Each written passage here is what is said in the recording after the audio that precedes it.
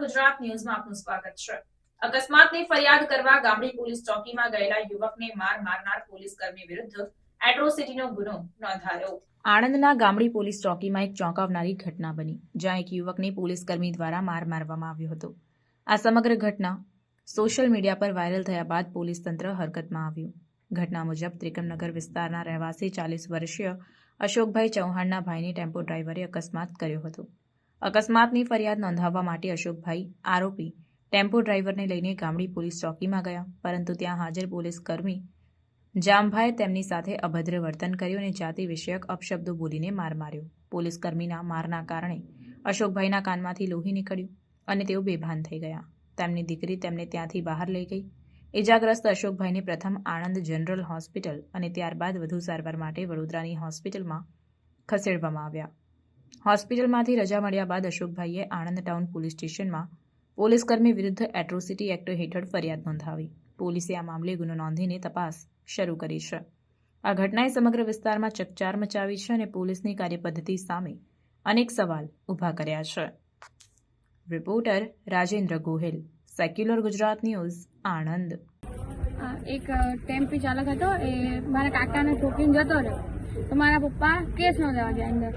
તો પહેલા તો કેસ લીધો નહીં અને જેમ તેમ ગાળો બોલવા માંડી ગયા। પછી બહાર આવી ગયા મારા પપ્પા, પછી આવો અંદર કે કેસ નોંધું એમ કરીને અંદર બોલાઈને ગાળો બોલવા માંડી ગયા, મારવા માંડી ગયા જેમ તેમ। મેં જોયું કે મારા પપ્પાને માર્યા તો હું તાત્કાલિક અંદર ગઈ ને તો મને પણ જેમ તેમ ગાળો બોલવા માંડી ગયા। આપ સૌ મીડિયા મિત્રો અને અત્રે જેટલા પણ અનુસૂચિત જનજાતિના મિત્ર લોકો અને અન્ય સમાજના પણ લોકો અત્યારે આવેલા છે, જે બધાએ અત્યારે જે એક બનાવ બનેલો ગામડી ગામ છે એનું ગામડી પોલીસ ચોકીની અંદર જે મારવાની ઘટના બનેલી છે, દલિતભાઈને માર મારેલો, એ બાબતે અમને અત્યારે એવું લાગ્યું કે એક એફઆઈઆર કરાવવા માટે કેટલી બધી તકલીફ પડી છે। એ જે ભાઈ છે ક્યાં ગયા ભાઈ, એમને તમે પૂછી લેજો કેટલી બધી તકલીફ પડી છે। સવારના 11 વાગ્યાથી અત્યારે રાતના 10 સાડા 10ની ઉપર થયું છે। એટલી બધી તકલીફ તો ક્યારેય નહીં પડી હોય। અને આ તકલીફ પડવાનું મૂળ કારણ કે જે તાબા હેઠળના જે પોલીસકર્મી હતા, એ પોલીસકર્મીના લીધે અત્યારે આ જે પોલીસ તંત્ર છે આણંદ ટાઉન પોલીસ સ્ટેશનના, એમાં પોતે ઝાલા સાહેબે પોતે આનીમાં રસ લઈને અને જે ફરિયાદ નોંધાવાની હોય તાત્કાલિક ધોરણે એ નોંધાવા ના દીધી। ધીરે કરીને અને ફરિયાદમાં ભીનું સંકેલવા માટે સવારના 11 વાગ્યાથી અત્યારે રાતના 11 વાગવા આવ્યા છે, 10:30 11 થશે। એટલે મારે એટલું જ કહેવું છે, માનનીય હર્ષભાઈ સંઘવી સાહેબ, તમે જે લોકોને કીધું છે કે દંડા મારો, આમના વરઘોડા કાઢો, તો અત્યારે આણંદ ટાઉન પોલીસ સ્ટેશનની અંદર જે એક પોલીસકર્મીએ એક જે વ્યક્તિ છે, દલિત વ્યક્તિ, એને બેરહેમીપૂર્વક મારેલો છે, તો શું સંઘવી સાહેબ એ પોલીસ કર્મચારીનો વરઘોડો નીકળશે? તમે જે આવી રીતે જેમ આવ્યું એમ જે લોકોની સમક્ષ તમે જે તમારા જે પોલીસ સ્ટાફને કહેતા હોવ છો કે તમે આના દંડા મારો, આના લાકડીઓ મારો, આના વરઘોડા કાઢો, એ કહેવાનું બંધ કરો। એનું મૂળ કારણ કે તમે પણ કદાચ કાયદો સમજતા નથી।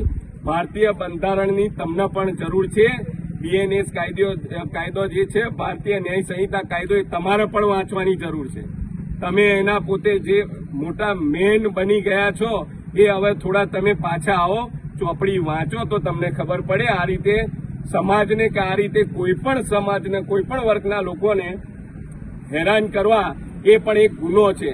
તમારા આ વાક્યના લીધે અત્યારે પોલીસ તંત્ર બેરહેમીપૂર્વક આખા રાજ્યમાં વર્તી રહ્યું છે। એટલે માનનીય હર્ષભાઈ સંઘવી સાહેબ, તમે પોતે આનીમાં ધ્યાન આપીને આણંદની અંદર જે આ ઘટના બની છે, એ ઘટનાની ઉપર તાત્કાલિક તમારા તરફથી કાર્યવાહી થાય એવી અમે સર્વે અનુસૂચિત જાતિના લોકો અને તમામ વર્ગ સમાજના લોકો અમે એક તમારી જોડે આ માંગણી કરીએ છીએ। જય ભીમ, નમો બુદ્ધાય, જય ભારત, જય ભીમ। સમાચારોની અવનવી અપડેટ્સ માટે જોતા રહો સેક્યુલર ગુજરાત ન્યૂઝ।